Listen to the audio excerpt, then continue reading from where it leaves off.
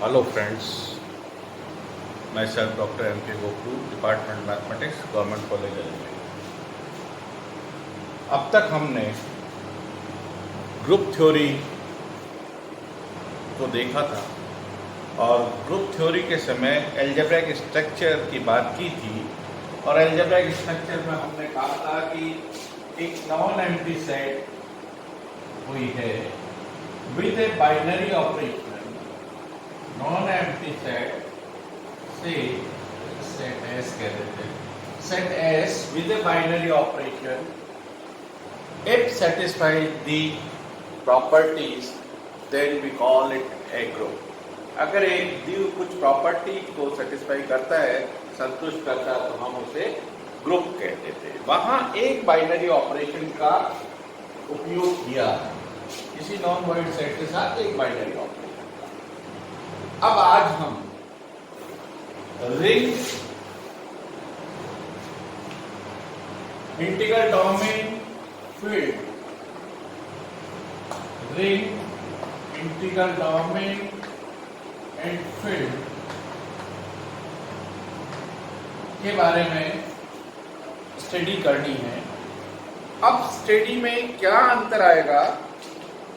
अब तक हम अलजेब्रिक स्ट्रक्चर का अध्ययन कर रहे थे, वो अलजेब्रिक स्ट्रक्चर में एक बाइनरी ऑपरेशन था। अब हम नॉन एम्प्टी सेट के साथ दो बाइनरी ऑपरेशन का अध्ययन करें।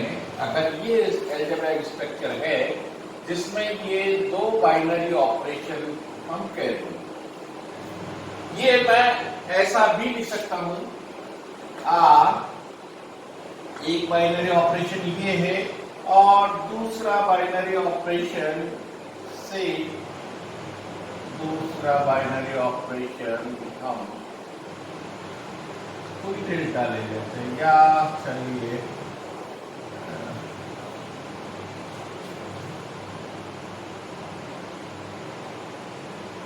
ठीक है, दूसरा बाइनरी ऑपरेशन ये। बेसिकली हम इस स्ट्रक्चर की बात कर रहे हैं, इस स्ट्रक्चर की स्टडी कर रहे हैं। सिंप्लिसिटी के लिए हमने ये बाइनरी ऑपरेशन एडिशन और मल्टीप्लिकेशन टाइप का ले लिया, पर हमें एडिशन और मल्टीप्लिकेशन से कंफ्यूज नहीं होना है। जो हम इंटीजर्स के साथ एडिशन और मल्टीप्लिकेशन काम में लेते हैं, उनसे कंफ्यूज नहीं होना है। ये हमारा यहाँ बाइनरी ऑपरेशन है, ये भी एक बाइनरी ऑपरेशन है, ये दोनों बाइनरी ऑपरेशन है। इस तरह से इसकी जगह सिंप्लिसिटी के लिए हम ये ले लेते हैं और ज्यादातर काम भी इसी का करते हैं। हम इसी के साथ ये मल्टीप्लिकेशन कर लेते हैं, काम भी इसी के हिसाब से सोचते हैं। पर पीछे हमारे दिमाग में ये चलना चाहिए कि ये बाइनरी ऑपरेशन है और ये इस तरह के बाइनरी ऑपरेशन है जो इन जनरल है, जो दी हुई प्रक्रियाओं को क्लोजर प्रॉपर्टी को होल्ड करता है। क्लोजर प्रॉपर्टी बाइनरी ऑपरेशन के लिए हमने यही कहा था, बाइनरी ऑपरेशन जब स्टार्ट किया था तो बाइनरी ऑपरेशन के बारे में बात की थी कि कोई भी दो एलिमेंट इससे उठाएं और इसके साथ ऑपरेट करें, रिजल्टेंट भी इसी का एलिमेंट आए, तो ये क्या कहलाता है? Binary operation. इसी तरह से इस ऑपरेशन को उठाएं और इसके किसी दो एलिमेंट को ऑपरेट करें, रिजल्टेंट भी इसी का एलिमेंट आए, तो हम कहेंगे कि ये भी बाइनरी ऑपरेशन है। तो वहां आपने ग्रुप के अध्ययन में एक बाइनरी ऑपरेशन का उपयोग किया था, अब ये दो बाइनरी ऑपरेशन के साथ एक अलजेब्रिक स्ट्रक्चर बनाएंगे। हम बाइनरी ऑपरेशन ऑलरेडी कर रहे हैं, इसका मतलब क्लोजर प्रॉपर्टी इनबिल्ट है, क्लोजर प्रॉपर्टी सेकंड ऑपरेशन के लिए भी इनबिल्ट है। तो क्लोजर प्रॉपर्टी कहने की आवश्यकता नहीं है, ये अलजेब्रिक स्ट्रक्चर हमने डिफाइन ही इस तरह से किया। अब ये अलजेब्रिक स्ट्रक्चर कब रिंग होगा, कब इंटीग्रल डोमेन होगा, कब फील्ड होगा, इसके बारे में हम स्टडी करेंगे। तो सबसे पहला आता है रिंग यानी वलय। रिंग को हम हिंदी में वलय भी कह देते हैं। वलय का अध्ययन या रिंग का अध्ययन करते समय देखिए, हिंदी और इंग्लिश वर्ड्स का हम उपयोग कर रहे हैं, पर अगर मुझे नहीं लगता है कि कोई बहुत टेक्निकल शब्द हम काम में ले रहे हैं। वही सिंपल शब्द जो हम वहां काम में लिया था उसी तरह के शब्द काम में ले रहे हैं। फिर भी जहां जहां जरूरत होगी हिंदी का वर्जन मैं बता दूंगा। तो ये एक algebraic structure है. This is algebraic structure with two binary operation where R is non-empty set. R एक non-empty set है, यानी इसमें कुछ अवयव है, एलिमेंट है. पहले ऑपरेशन के लिए, फर्स्ट ऑपरेशन के लिए, यानी R प्लस तो हो जाए एक कम्यूटेटिव ग्रुप.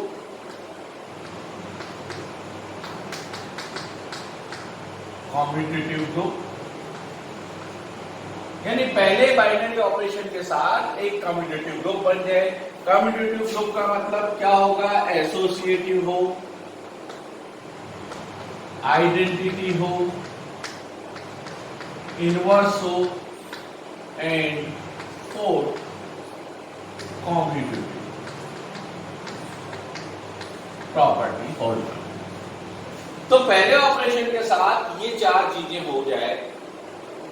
दूसरे ऑपरेशन के साथ ये non void set, second operation के साथ अगर एसोसिएटिव प्रॉपर्टी यानी सेमी ग्रुप हो जाए,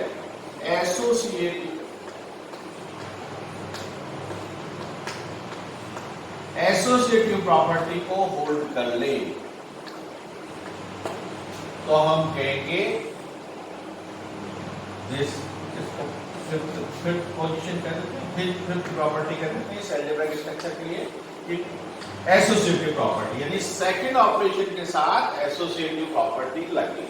और साथ में दोनों ऑपरेशन को साथ में रखते हुए अगर ये दो प्रॉपर्टी और है जिसको सिक्स्थ और सेवंथ कहते हैं, चाहे सिक्स्थ और सेवंथ एक साथ लिख सकते हैं, A dot B plus C is equal to A dot B plus A dot C, यानी डिस्ट्रीब्यूटिव, ये राइट डिस्ट्रीब्यूटिव है.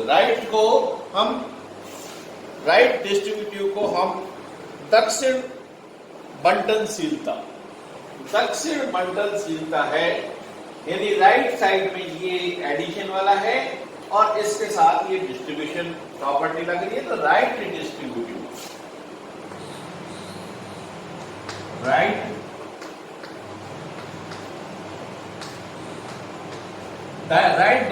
प्रॉपर्टी लगती हो, साथ में लेफ्ट डिस्ट्रीब्यूटिव प्रॉपर्टी भी लगती हो, A dot C plus B dot C, ये है लेफ्ट डिस्ट्रीब्यूटिव. राइट का मतलब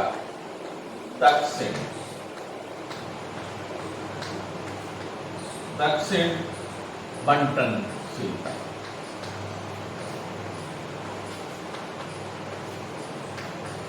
और ये हो गया लेफ्ट का मतलब वाम बंटनशीलता.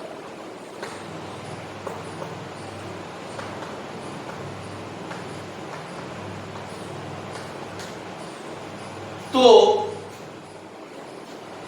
5 प्रॉपर्टी, ये 6 और 7, ये 7 प्रॉपर्टी लग जाए तो ये जो अलजेब्रिक स्ट्रक्चर है, इस अलजेब्रिक स्ट्रक्चर को हम क्या कहेंगे?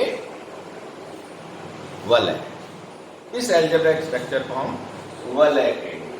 तो यानी वलय रिंग प्रूव करना हो तो हम क्या क्या प्रूव करेंगे?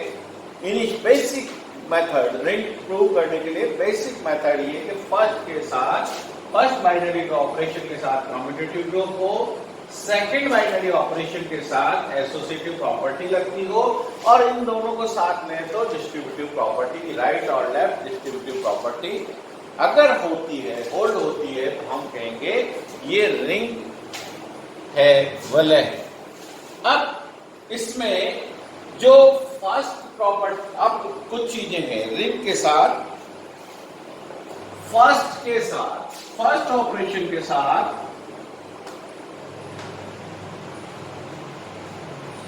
फर्स्ट ऑपरेशन बाइनरी ऑपरेशन के साथ अब जो जीरो है तत्समक अवयव, यौगिक तत्समक अवयव, यौगिक तत्समक अवयव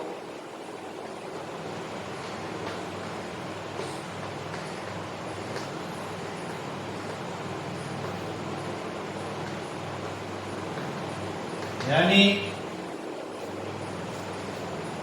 एडिटिव आइडेंटिटी जो है उसको हम 0 से डिनोट करते हैं। ये 0 वो इंटीजर वाला 0 नहीं है, ये 0 इंटीजर वाला 0 नहीं है। जो कोई भी ऐसी आइडेंटिटी एग्जिस्ट करे, अभी मैं एक एग्जांपल के थ्रू बात करूंगा तब कुछ और क्लियर होगा।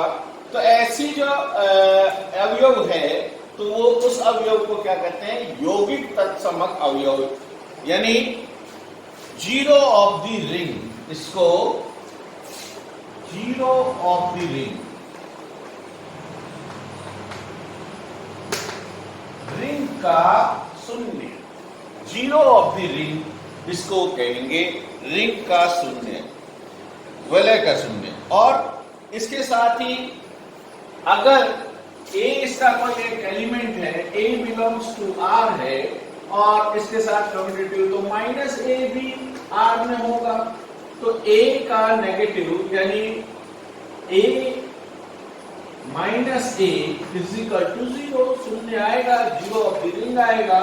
तो ये माइनस A क्या कहलाता है, A का व्युत्क्रम या नेगेटिव ऑफ A का व्युत्क्रम या inverse of A। Negative of A is nothing but inverse of A with respect to the first operation। तो ये कुछ चीजें हैं, कुछ डेफिनेशंस हैं जो ध्यान रखनी है। तो ये 7 प्रॉपर्टी, इन 7 प्रॉपर्टी फर्स्ट वाले के साथ, फर्स्ट ऑपरेशन के साथ जो शून्य आता है, 0 आता है, उसको 0 ऑफ द रिंग कहते हैं।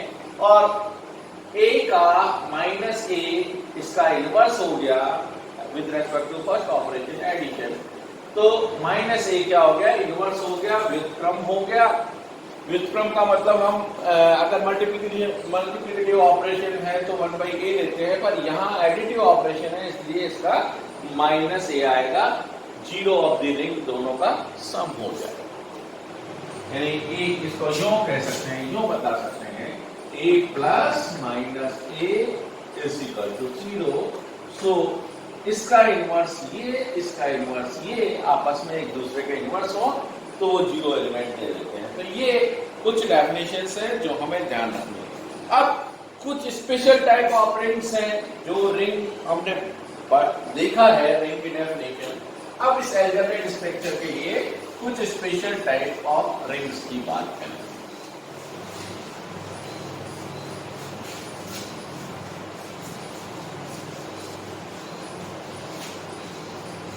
स्पेशल टाइप ऑफ रिंग्स में सबसे पहले कम्यूटेटिव रिंग।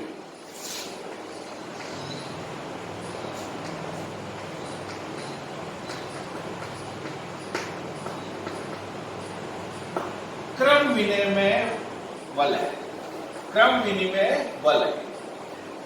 देखिए फर्स्ट ऑपरेशन के लिए तो हम पहले ही जो रिंग जब इसको कह दिया तो वो 7 प्रॉपर्टी तो अपने दिमाग में आ ही गई कि 7 प्रॉपर्टी होनी चाहिए, यानी पहले ऑपरेशन के साथ कम्यूटेटिविटी होनी ही चाहिए।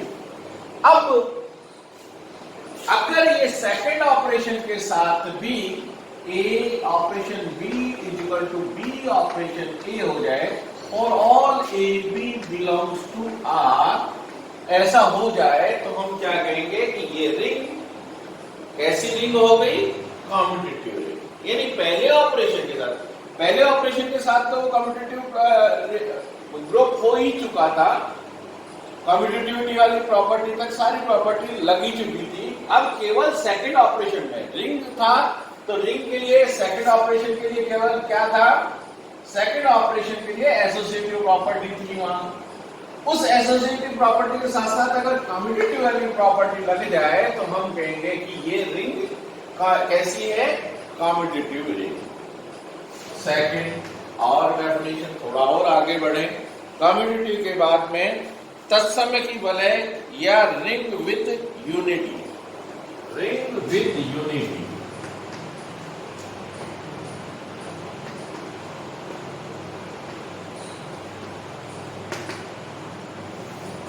क्या है, बेस में रिंग तो रिंग, जैसे ही रिंग की बात करते हैं हमारे वो सातों चीजें ध्यान में आ जानी चाहिए। वो तो हो गया। अब ये रिंग विद यूनिटी, देखिए हमने अभी यहां डिफाइन किया था जीरो ऑफ द रिंग, अब यहां कह रहे हैं रिंग विद यूनिटी, यानी सेकंड ऑपरेशन के साथ, अगर सेकंड ऑपरेशन के साथ आइडेंटिटी आ जाए, identity A operation E is equal to A is equal to E operation A, तो ई क्या हो गया, आइडेंटिटी हो गई।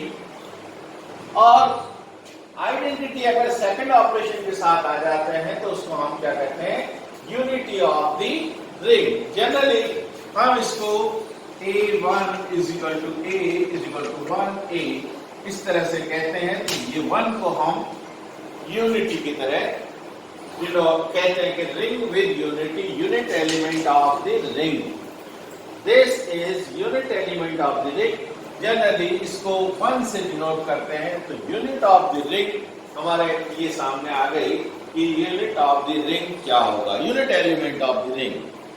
तो ये यूनिट एलिमेंट वही फिर ध्यान रखना है कि ये यूनिट एलिमेंट वो जो इंटीजर 1 है उस 1 का मतलब यहां वो 1 ये नहीं है, ये यूनिट ऑफ द रिंग है।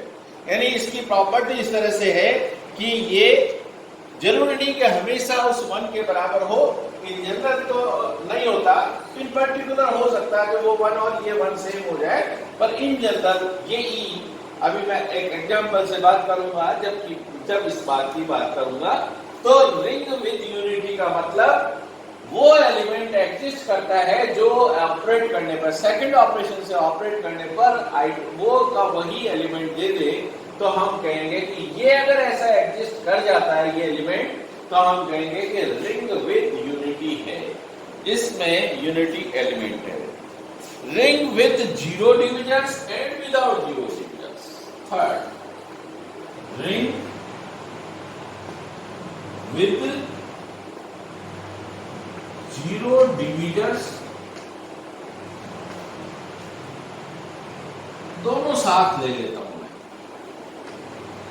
साथ लेना भी चाहिए समझने के लिए। Ring without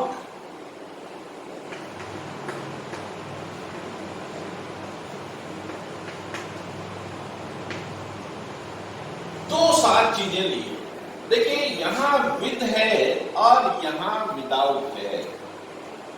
ring with zero divisors, यानी रिंग ऐसी रिंग जिसमें जीरो के डिविजर्स हों, यानी शून्य के सहित, शून्य के रिंग विद जीरो डिविजर्स, यानी ये 7 और दूसरा वाला विदाउट, यानी ऐसा 7 नहीं हो। तो क्या अर्थ हुआ, ऐसे अवयव ए बी, देखिए इस केस में a is not equal to 0, b is not equal to 0, ये 0 क्या है, zero element of the ring, यानी a अशून्य अवयव है, b भी अशून्य अवयव है, यानी दोनों नॉन जीरो एलिमेंट है, दोनों नॉन जीरो एलिमेंट है, पर तथा एंड नॉन जीरो एलिमेंट का सेकंड ऑपरेशन के साथ दोनों नॉन जीरो एलिमेंट, यानी किन्हीं दो नॉन जीरो एलिमेंट को ऑपरेट करें और ऑपरेट करने पर ये शून्य अवयव आ जाए, जीरो ऑफ द एलिमेंट आ जाए, तो ये क्या हुआ, ये ए जीरो का डिवाइजर है, बी भी जीरो का डिवाइजर है। तो विद जीरो डिविजर्स, ये हुआ रिंग, ऐसी रिंग जिसमें जीरो के डिविजर्स हैं, रिंग विद जीरो डिविजर्स, शून्य भाजक सहित वलय, शून्य शून्य भाजक सहित वलय, शून्य भाजक सहित वलय। अब विदाउट जीरो डिविजर्स की बात करें, विदाउट जीरो डिविजर्स में अगर ये दो नॉन जीरो एलिमेंट है, दो नॉन जीरो एलिमेंट है, a is not equal to 0, b is not equal to 0 and ab is equal to 0, then तो निश्चित रूप से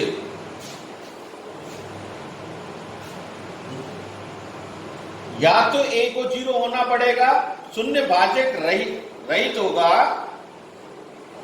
विदाउट शून्य भाजक रहित होगा यदि AB इक्वल टू 0। ऐसा ये ऊपर डिफाइन कर दिया, तो यहां ऐसा नहीं होगा। यहां अगर AB दो एलिमेंट का सेकंड ऑपरेशन के साथ ऑपरेशन 0 है, तो निश्चित रूप से आइदर A इक्वल टू 0 और B इक्वल टू 0। एक को 0 दोनों भी हो सकते हैं, पर एक को 0 होना पड़ेगा। तो रिंग विदाउट 0 डिविजर्स में क्या होगा, जो बिना 0 के डिविजर्स हैं, यानी एस या तो पहला 0 या दूसरा 0 होगा। शून्य भाजक रहित वलय कहलाएगा, दो अवयव विद्यमान होना संभव नहीं हो। ऐसे कोई अवयव हो ही नहीं, ऐसे अर्थात वलय R शून्य भाजक रहित वलय कहलाएगा। ये जो रिंग है ये शून्य भाजक के रहित वलय कहलाएगा, जिसमें ऐसे कोई नॉन जीरो अवयव हो ही नहीं, ऐसे कोई नॉन जीरो अवयव हो ही नहीं जिनका प्रोडक्ट 0 के बराबर हो जाए।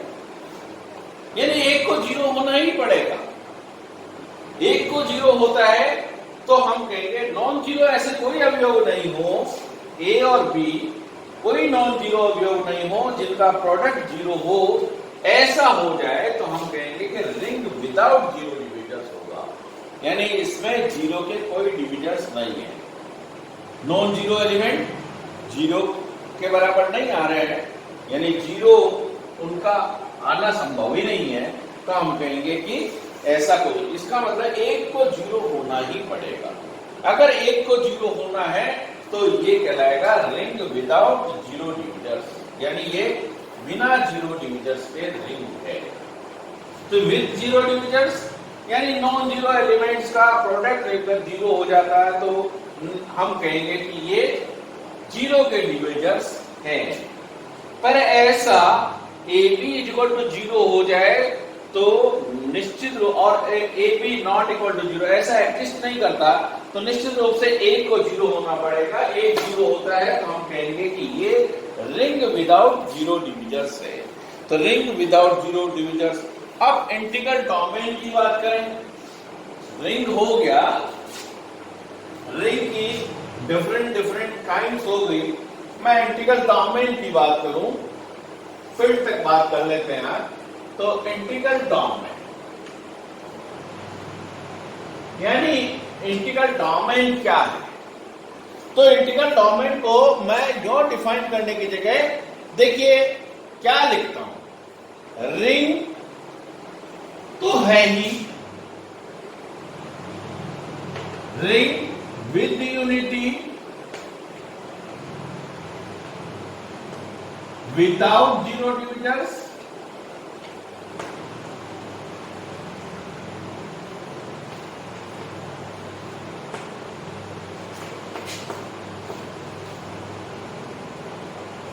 ring with unity without 0 divisors and commutative।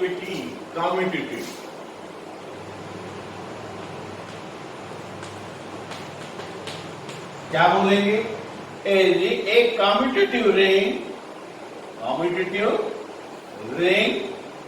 With unity without 0 divisors. ऐसी रिंग हो तो हम इस रिंग को क्या कहेंगे? Integral domain. यानी रिंग विद यूनिटी का मतलब यूनिटी एलिमेंट एग्जिस्ट करेगा, कम्यूटेटिव हो यानी ये हो और विदाउट 0 डिविजर्स हो। ये ring with unity without 0 divisors. Without 0 divisors का मतलब ऐसे कोई दो अवयव नॉन जीरो नहीं होंगे जिनका प्रोडक्ट 0 हो जाए। ऐसे कोई दो नॉन जीरो अवयव नहीं होंगे जिनका प्रोडक्ट 0 हो जाए। निश्चित रूप से एक एलिमेंट को 0 होना ही पड़ेगा। तो ये तीनों प्रॉपर्टी, रिंग तो है ही अपने आप में, रिंग की वो 7 प्रॉपर्टी है, कॉम्पिटिटिविटी भी लगे, सेकंड ऑपरेशन के साथ कॉम्पिटिटिव भी रखे, सेकंड ऑपरेशन के साथ आइडेंटिटी भी हो जाए। अभी इनवर्स की बात नहीं की, आइडेंटिटी भी हो जाए, इनवर्स की बात नहीं की है, ध्यान रखिए। तो आइडेंटिटी भी हो जाए और विदाउट 0 डिविजर्स भी हो, तो ऐसी रिंग को क्या कहेंगे? Integral domain. अब फील्ड की बात कर लेते हैं।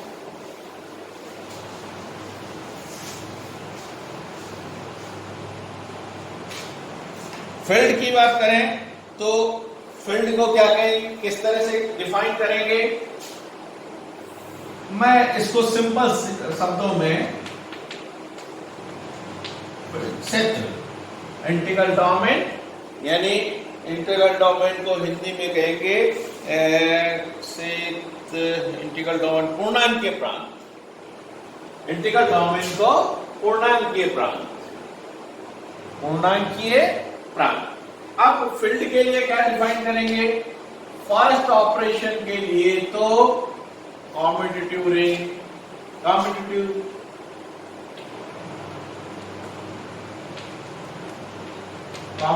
ग्रुप, फर्स्ट ऑपरेशन के लिए, फर्स्ट ऑपरेशन के लिए कॉम्पिटिटिव रिंग। फिर सेकंड ऑपरेशन के लिए देखिए यहां थोड़ा सा ध्यान रखना पड़ेगा, R-0, यानी इस सेट में नॉन जीरो एलिमेंट ही की बात कर रहे हैं, जीरो एलिमेंट को छोड़ना है और बाकी बचे सारे एलिमेंट का अगर सेकंड ऑपरेशन के साथ कॉम्पिटिटिव ग्रुप हो जाए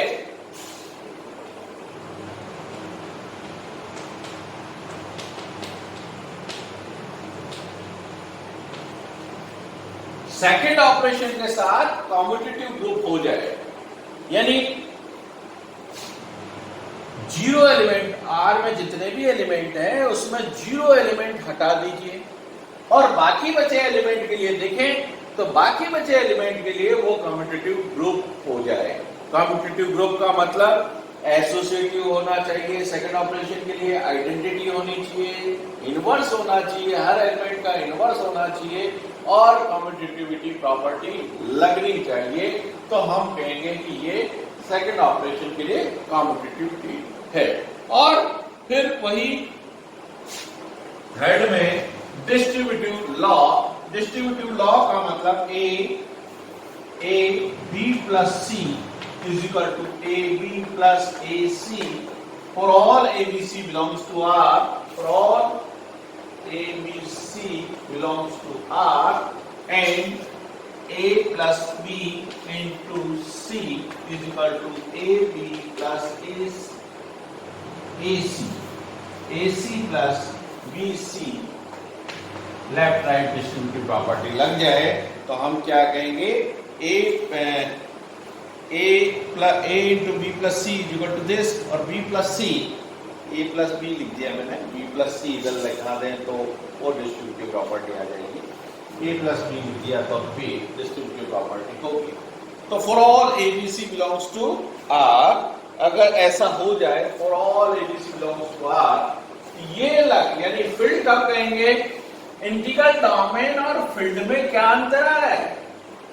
देखिए यहां विदाउट जीरो डिविजर्स है, विदाउट जीरो डिविजर्स, यानी अब इंटीग्रल डोमेन के समय हमें इनवर्स की बात नहीं की है, सेकंड ऑपरेशन के साथ इनवर्स की बात नहीं की है, यहां सेकंड ऑपरेशन के साथ नॉन जीरो एलिमेंट के साथ इनवर्स की बात भी इसमें इंक्लूडेड है। तो ये एक अंतर समझने के अभी और करेंगे, जब एग्जाम्पल्स वगैरह और करेंगे जब हमारी ये चीजें और क्लियर होगी, पर बेसिक डेफिनेशन क्या है वो थोड़ा सा ध्यान रखना। कुछ इसको एग्जाम्पल्स के थ्रू नेक्स्ट टाइम हम इसको लेंगे, एग्जाम्पल्स के थ्रू चीजें देखने की कोशिश करेंगे। धन्यवाद।